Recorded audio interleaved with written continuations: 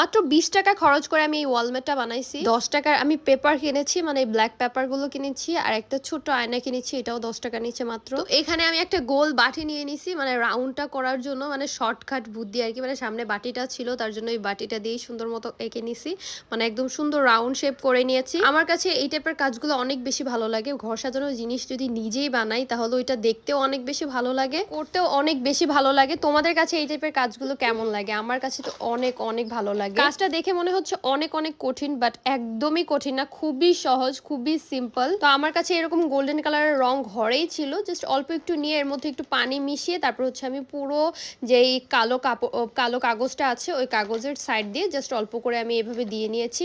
এরপর যখন এটা শুকিয়ে যাবে, শুকাতে বেশি টাইম লাগে না, দেন হচ্ছে আমি এইরকম করে ভাঁজ করে নিব। প্রত্যেকটা ভাঁজ করে নিতে হবে। তোমাদেরকে একটা টিপস দিয়ে দেই, 3-4টা পেপার একসাথে করে হচ্ছে এইভাবে ভাঁজ করে নিলে না খুবই ইজিলি আর